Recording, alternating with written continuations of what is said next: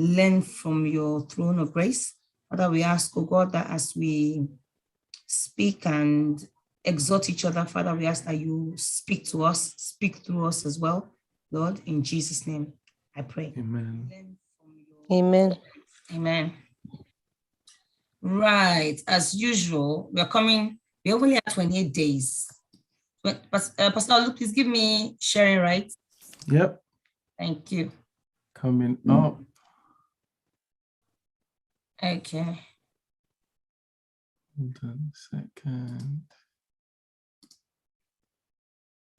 Okay, yeah. Okay, got it. Thank you. So where are we? This is where we are in terms of our reading. We're just coming to the end of it, yeah. In other words, so we've got 28 days to go, which is just, so we're even going right into December, just about halfway through December, I think. And we've got 982 chapters read already. We've got only 207 to go, all which are now sitting in the Old Testament, finished reading the New Testament. And we've read 83% of the Bible. And today is our 294th day. So yeah, slowly and surely we're almost there. Just under a month to go. And all we'll be doing now is reading the Old Testament. So that's 8 in terms of where we are. So I'll stop sharing. Stop share. Right, okay. Sister Margaret, good evening. Everybody, good evening. Good evening, folks. How are you? Good Thank you, evening. ma'am. Thank Good evening, you. Pastor Olu. Good evening, everyone. Hello, PA. Good evening. Right. Okay. Good evening. Good evening. So we have read, obviously, as you all see, we've finished reading Revelations. Revelations is just revelations, isn't it? Literal and metaphoric, because I'm not sure what you guys got from that, because I wasn't here last week, so I did listen to a couple of things. But I think Pastor Lalu was saying something about a question came up, and that question might be talked about at this meeting.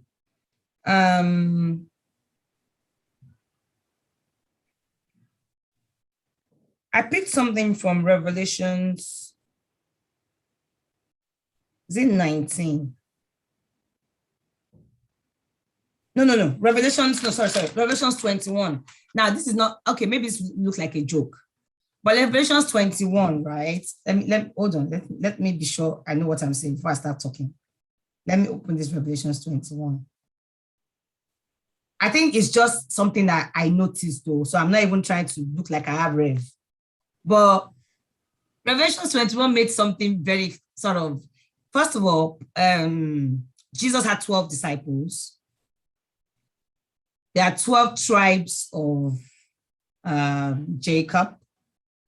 And you will notice that there was a theme in Revelations 21, a lot of 12s going on.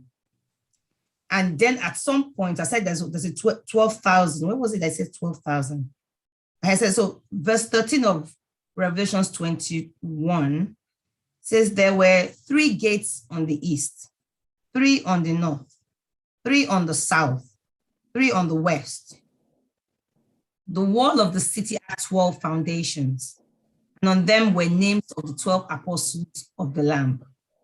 First of all, apostles, is it the apostles that we know or some apostles somewhere?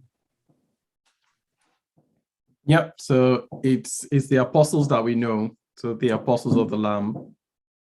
Right. Those apostles that were when Jesus was around, that's what he was talking about. Okay. So verse 15 says, the angel who talked with me had a measuring rod of gold to measure the city, its gates, and its walls. The city was laid out like a square, as long as it was wide.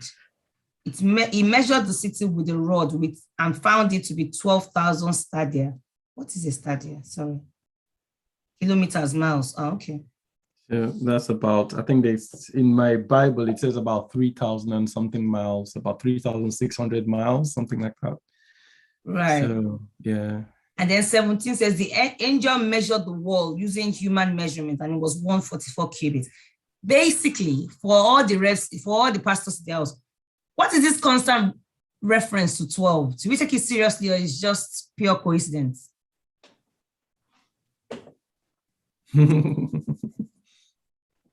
What do you think? No, I think you answered the question time. already in your very first statement. What was it? What was my question, if I remember? About the 12 disciples, 12 sons of Jacob, and all of that. Okay. So 12, is there a uniqueness to 12? Is there a reason for the 12, or is it just coincidence? No, so it's not a coincidence. So 12 was the number, well, the people that talk about numbers in the Bible, they say that 12 is a number of government, because everything, when God wanted to institute the nation of Israel, it was 12 tribes. So it sits on that foundation of 12. And Jesus also had the 12 disciples as well. So they look at it as a type of a number for government, basically. So we have then when they now talk about 24 elders in heaven, so they're saying that 12 were from the time of the Old Testament and 12 for the time of the New Testament.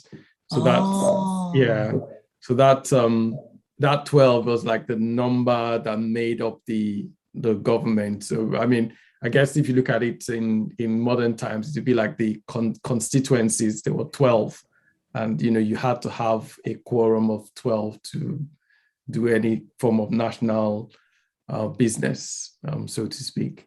So yeah, so that was the number that came about. Okay, but I was going to say all these 24 angels, 24 angels, and all of that. It's just okay. Yeah. I think Revelation is. we finished reading Revelation, and I don't know does anybody have anything that they saw in Revelation that was a bit dicey, that wasn't very clear? I think personally, when I read Revelations, my confusion is, and let's answer, my confusion is what is literal, what is just for information, what can we take and use? I think that's my struggle with Revelation. What can we take from it and use? Because this is somebody that said, God has revealed all of this to me, and this is what I saw. It's the first heaven, there's a second heaven, then the devil will be killed, then devil will die, then devil will rise, then devil will. So you're like, should I take it as information, or is there something to know, or should we just keep living our lives as Christians? When the time comes, God will do his thing. I think that is always my question around Revelations. Yeah. It's a book that I'm not sure what the point is of reading it, because how do we use it? And it would be nice to hear from you guys. How do you treat Revelations, or how have you seen it, or how have you used it? How relevant do you find it, basically, is my question.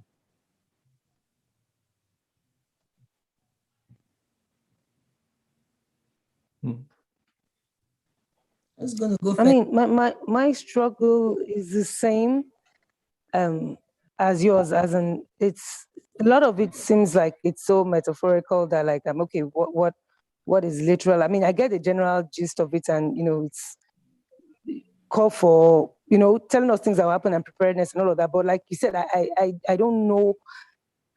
It's the same thing you said, honestly, in a summary, and apart from just making me feel, or waking me up and scaring me too. Exactly. Honestly, I was trying to avoid it, but the truth is, it's scaring me to order. That is the most it does for me, honestly. I like that. Yeah, scary is like book of life, and then there's a book of life. If I'm not, it's not that book of life. Anyway, so but what else? That's like What else has anybody picked from? And I'm honestly, I'm not even being. What else have you picked from there apart from? I mean, yeah, please. Can anybody say anything else that they've picked from Revelation or anything that they feel that they can? How can you find it basically?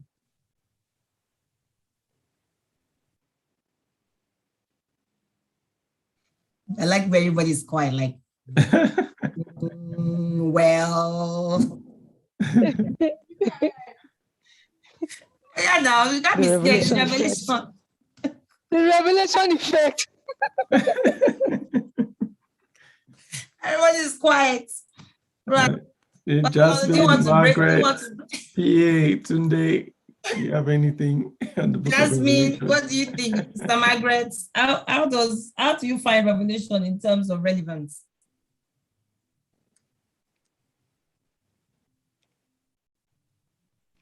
Oh, you're on mute and talk now. Or you well, with Revelation, I'm still believing for further understanding.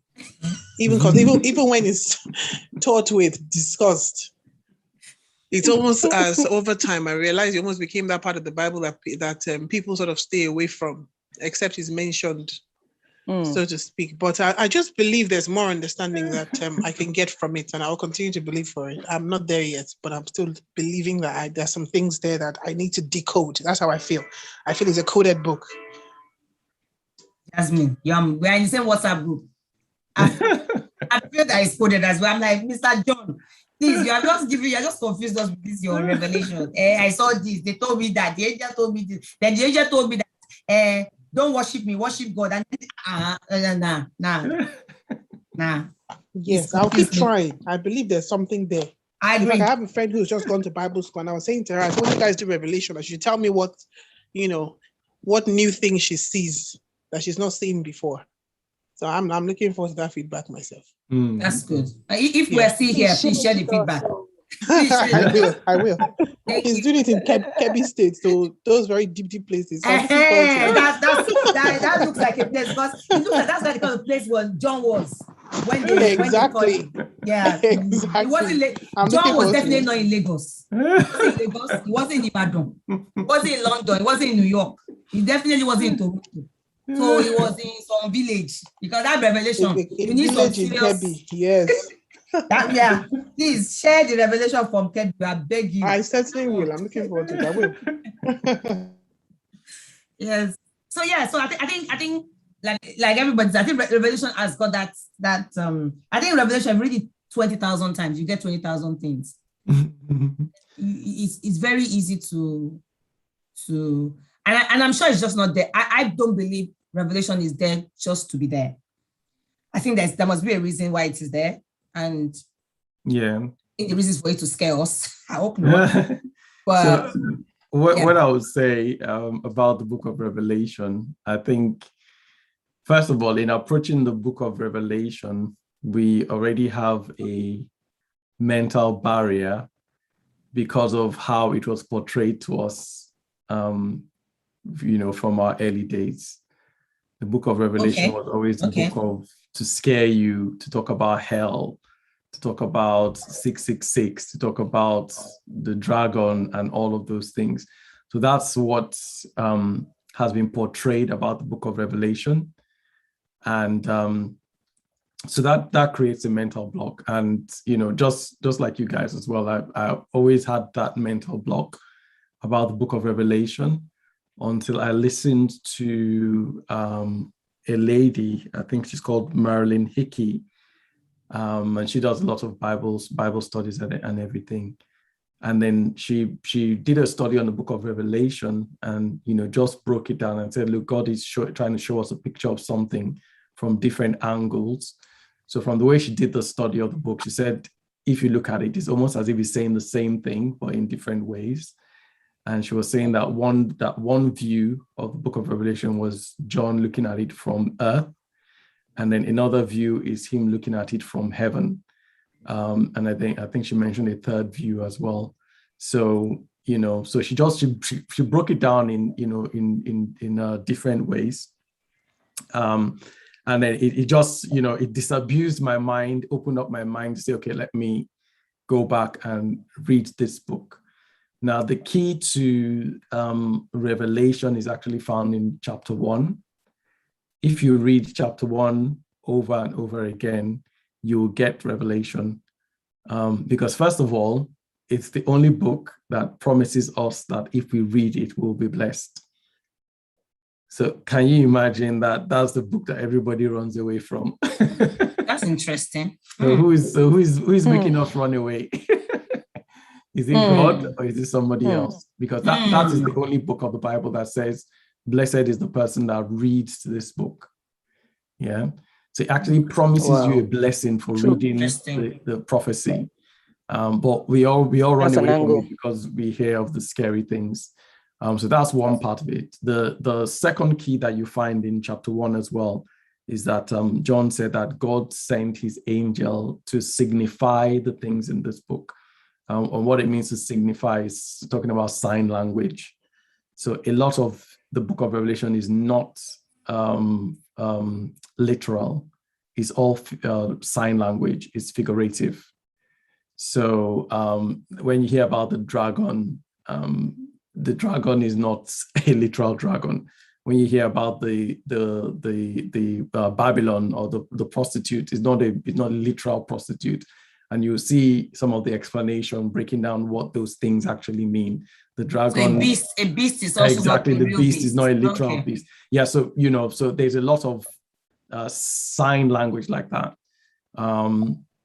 When you go to chapter 12, where it talks about the dragon trying to eat up the baby that the woman had, when you look at it, you'll see that the dragon is actually, the devil or a world system. The woman is Jerusalem or Israel, and the child she's giving birth to is Christ or the church. So you begin to see all of those kind of parallels. So that's what John was seeing, and I guess to the people of that time, if you had told them the things in the book of Revelation, they probably wouldn't have been seeing all the scary things that we are seeing because of the context that they had in those days. So they would have probably understood the message better than we are getting it. But again, chapter 1 just kind of breaks down or gives you a key to what is in the rest of the book. And another thing about the book of Revelation, there's a lot of worship in the book of Revelation. In fact, quite a number of worship songs actually taken out of the book of Revelation, which, apart from the book of Psalms, that's another book where there's been a lot of liturgy or words that we can use for worship. So that's another thing that sometimes we don't think about in the book of Revelation. So there's so much in there, and the best way to approach it is just approach it from a clear mind, and don't try and read what you think into it. Don't remember all the scary stories from the past, and then just read it. Just read it literally. Like one of my best chapters in there is chapter 4. And chapter 4 just breaks down worship in a way that even the Psalms doesn't get it. Psalm 4, Revelation 4 breaks down New Testament worship in such a powerful way when it talks about the angels, that they had their eyes outside, in the front, in the back, and then they had eyes within. When you read that chapter properly, you find out that the eyes forward is talking about the future. The eyes backward is talking about the past. The eyes within is talking about now. And he says, and they worship the God who was, who is, and who is to come. So worship is not just where you are now. You can worship God for what has happened. You can worship God for what is to come, and you can worship God for where you are now. And that was the picture that they were painting in that. So there's so many beautiful pictures that are actually in the book of Revelation. But if you read it with a mindset of this book is scary and hard to understand, you probably won't get much. But if you approach it with a different mindset, you begin to see a lot of parallels.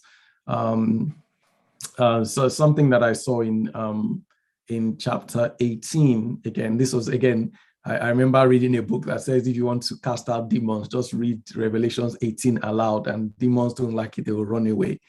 And I'm like, what's that? I actually used to do that in the past as well. I said, I want to chase demons, I'll go and read Revelations 18.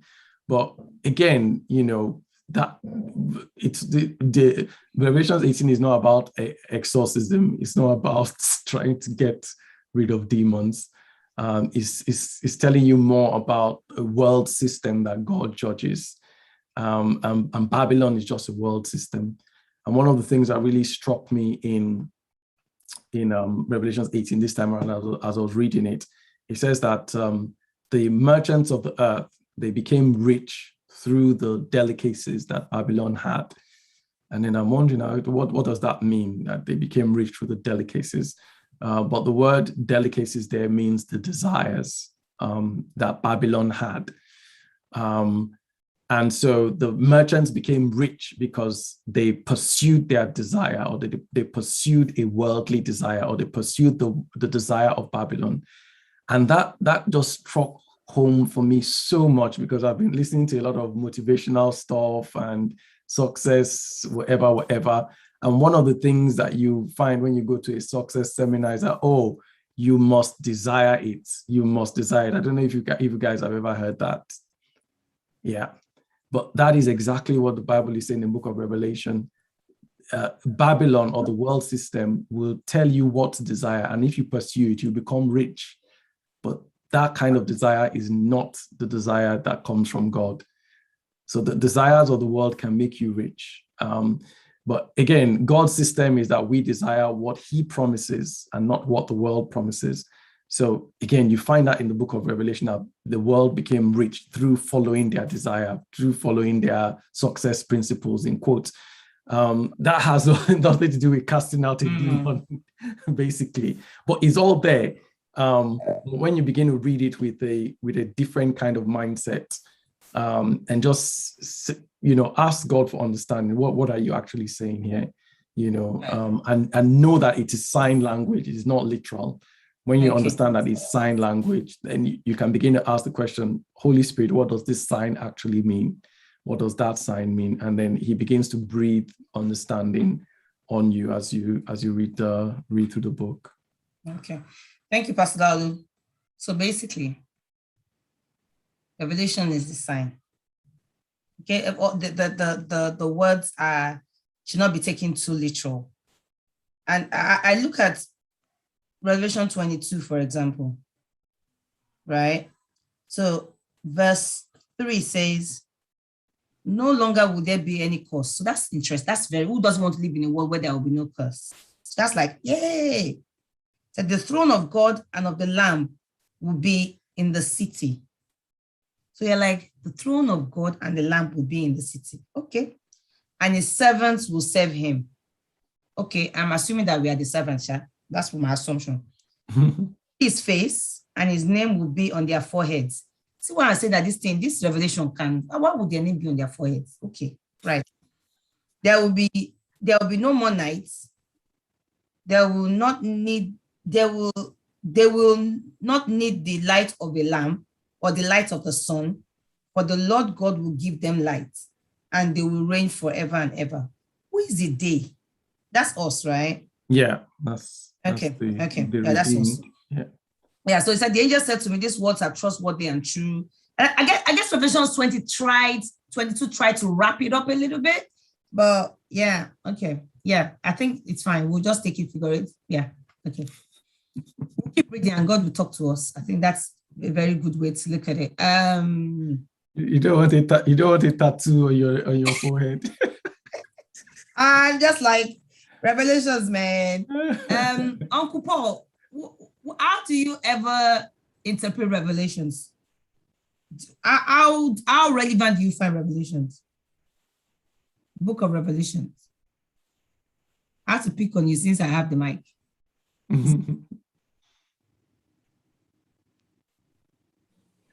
Good evening, everyone. Sorry I joined late, but No, it's okay. If you can explain the question a bit further, then I will. So the question is, obviously we've wrapped up on it, Revelation. So as a way to say we've done the New Testament and we are now concentrating on the Old Testament for the rest of the 28 days. I, as well as other people on the call, were like, reading Revelations is quite interesting. But I think where personally, and I think some people have actually confessed the same, is I struggle with relevance of Revelation. It looks like it's just informative. And even when it's informative, it looks very scary as well. It's like, so and the question was, what relevance does anybody read? Can you explain any relevance you find in it? So just for us to all learn from each other as to, if someone does not see something, maybe someone else sees something. If you see my question. Yeah, thank you very much. Apart from the fact that, is it Jesus or John who said, you are blessed if you read the book, but then there's John saw the future, and at times it's difficult to communicate the future. Take, for instance, I was just, as Pastor Olaolu was speaking, I thought of something. If you were to describe the internet, say 30 years ago, or let's say 50, 200 years ago, how would you describe the internet to people of your time? If you had a vision and you saw the internet, or you lived, that would be difficult. Yeah. You lived 300 years ago, how would you describe aeroplane? That there's this thing, I am seeing it, you're seeing airport, you're seeing a crowd gather, they enter this vehicle, it is long, it's nothing like a camel, it is nothing like a horse, but it runs and then it flies. It runs, it flies, and there's light in it.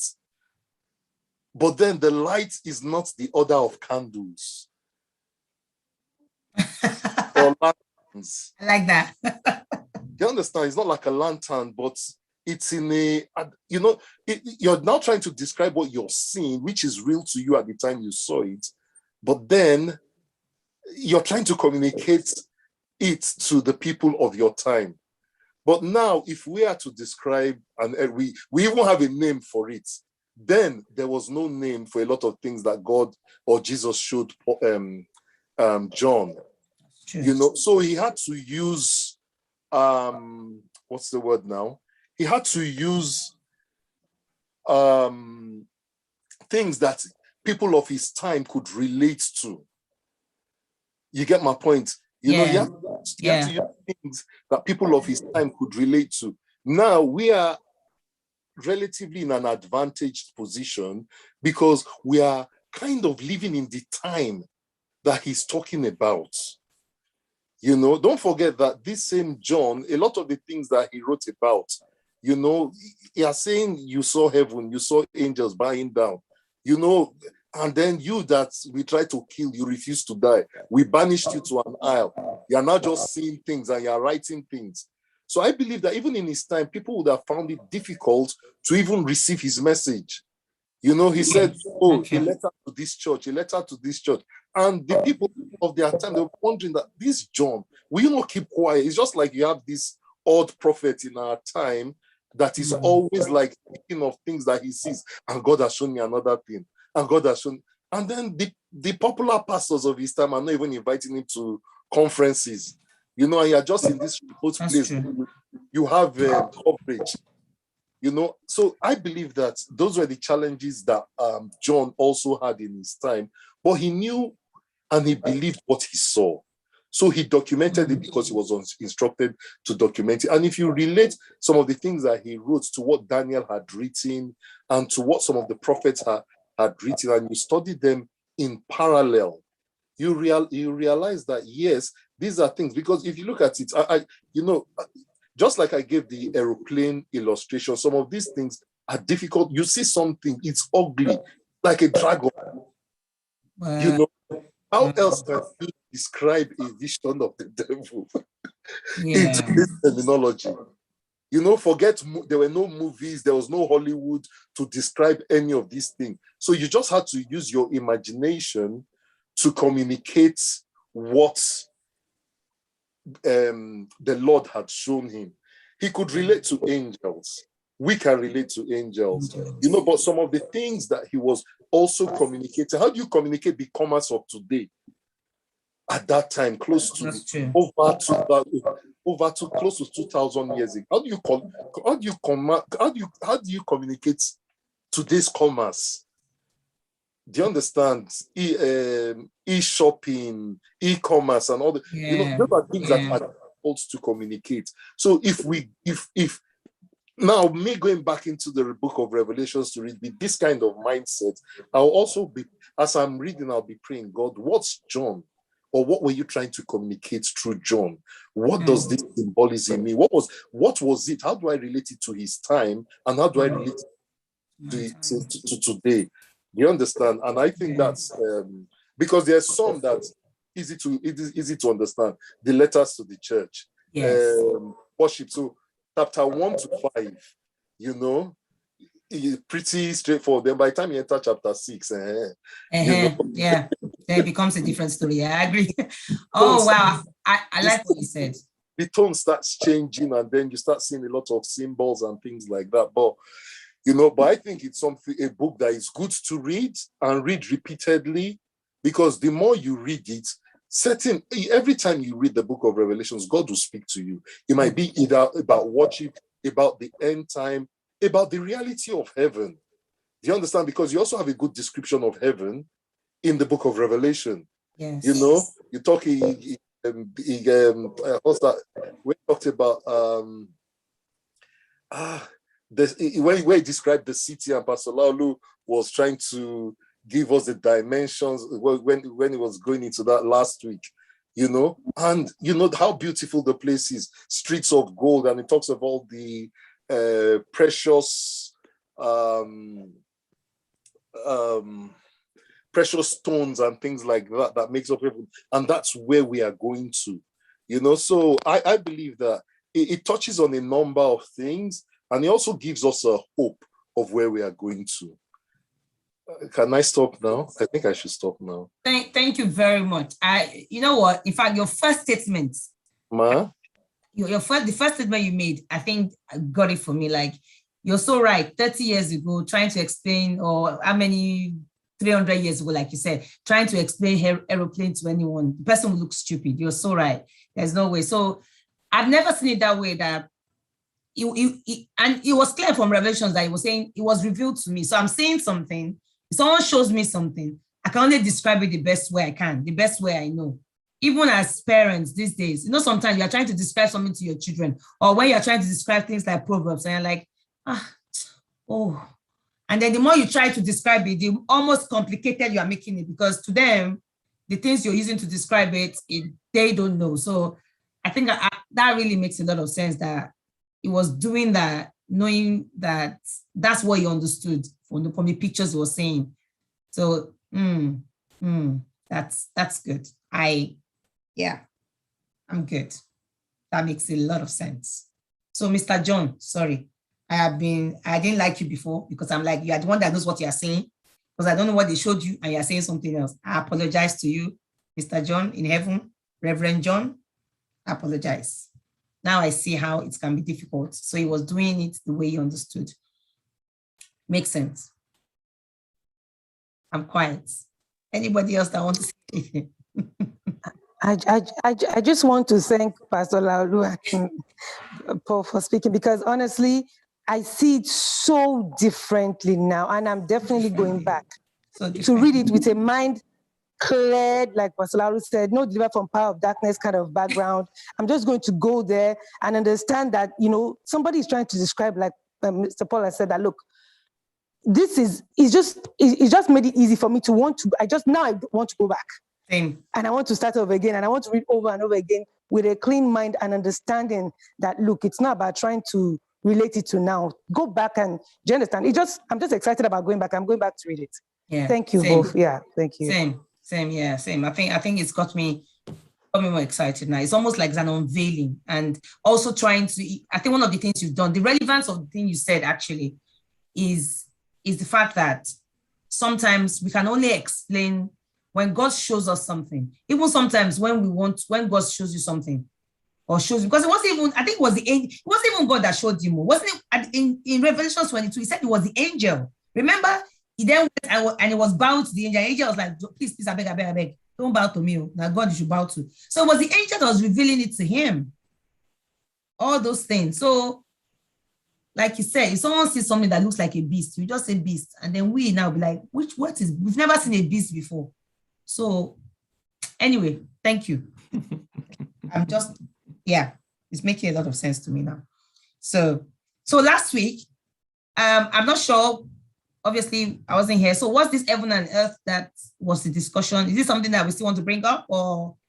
Yeah, so it's a question for everyone. So some people say that when we're raptured, or when we die, we're going to heaven. And you know, Jehovah's Witness believe that everything is going to be on earth here. But the book of Revelation gives some indication as well. So the question is, where are we going? Where are we going to stay eventually? Yes, we know heaven is a holding place, but when Christ comes back, his second coming, where are we going? Are we all is he going to come take us all to heaven, or is he going to come and bring heaven here to earth? So that's the question. I think we have to do a process flow for that thing. You don't think? Process flow. If you're a business analyst, you understand what I said. That's it. Because it's all like 1 minute you enter, first of all you die, then they will come, then they open the book of life, then some people, not everybody, some people will then be judged, then the devil will be made loose, then the devil will now no process flow is needed. So what's going on? Who's going to help us? Where are we going to be? I'm listening. We are all listening.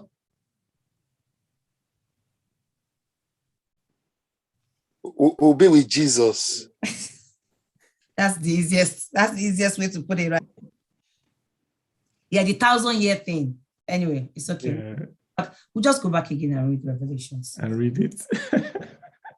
It's fine. In the meantime, I think we can end with what John said. I think John probably realized that, I'm sorry, I've confused all of you. So John just said, I like what he said at the end. John, yeah, it's like a disclaimer. Verse 8, I, John, am the one who heard and saw these things. And when I had heard and seen them, I fell down to worship at the feet of the angel who had been showing them to me. So angel was the one showing them all these revelations. But angel now said to him, please, don't do that. I'm a fellow servant with you and with your fellow prophets, and we all who keep the words of the scroll worship God. Then he told me, do not seal up the words of the prophecy of this scroll, because the time is near. Let the one who does wrong continue to do wrong. Let the vile person continue to be vile. Let the one who does right continue to do right. And let the holy person continue to be holy. So by the grace of God, we're all doing right and we'll continue to do right. And then I guess in verse 12, it just says, look, I'm coming soon. The word is with me and blah, blah, blah. So I think I like the way he almost ended it like, you know what? As you see, now so as I see him, that's what I tell you. So, but at the end of the day, keep doing what is right. Just keep doing what is right. Keep worshiping God, and all of this at some point will reveal itself. It's almost like John did a disclaimer, knowing fully well that he has confused some of us. That's the way I read Revelations 22. But yeah, that's me. I don't know if anybody has anything to add, to take out, to.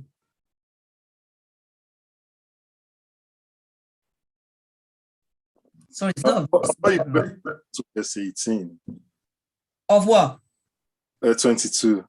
18. Okay. Yeah, I remember those ones. Should I read it? Yeah, read on. Okay. I think it's good for discussion. Oh, if it's good for discussion, I agree. So it says, I want everyone who hears the words of the prophecy of this scroll. If anyone adds anything to them, God will add to that person who, you see what I said about the revelation? Just when he was giving the disclaimer. So if anyone adds to them, God will add to that person the plagues described in this scroll. If anyone takes words away from this scroll of prophecy, God will take away from that person any share in the tree of life and in the holy city, which was described in the scroll. He who testifies to this thing says, yes, I am coming. Amen. Yeah. Okay. So what scroll? The Revelation is a scroll, right? Yeah. Yeah. He would have written it in a letter, which was a scroll, basically. Well, who is bold enough to take things out of it? We're bold enough. But I think it also goes further to say that to confirm that he was describing something.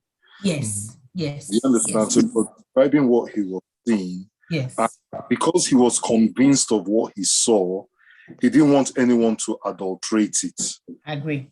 You understand? So I take it as a seal, not as a scare, because a lot of people read this and they say, before I give it a wrong interpretation, I don't want any plague to come upon me, so I would rather not dive into it. But then it also talks about the tree of life and the holy city. It says if you remove, but then if we go in with a sincere heart, and with the help of God's Spirit, we can still, because there's a benefit, because it talks of the person's share in the tree of life and the holy city that are described in this book. So we all have a share, and we're meant to look forward to this share, and we ought to have an idea of what we're looking forward to. Do you understand? So for the fact that they write in, probably when you buy a car or when they tell you about the risk and hazards of driving. If you go over a particular speed, this is what could happen. If you jump a red light, this is what could happen. Does that mean you will not now drive? Fair point. You understand? So he's now saying, look, I'm so sure and I'm convinced what the Spirit of God has released onto me, but don't adulterate it. Basically, I take that as his own final summary. I don't know whether anyone has got anything because our time is limited. Yeah, I think that's it. That's a fair point. And I think also that maybe John realized that it's possible because it was a bit tough. People could actually remove things from it. That's why he has put that one in at the end. But yeah, it's interesting that you say that because at the time of the Apostle John and all of that, there was a lot of teachings that were coming out in the church that were actually contrary to what Christ was teaching. So for instance, there was a whole group of people that was saying that there's nothing like Christ coming again. There's no second coming of Christ. Okay. So there was that teaching that was going on.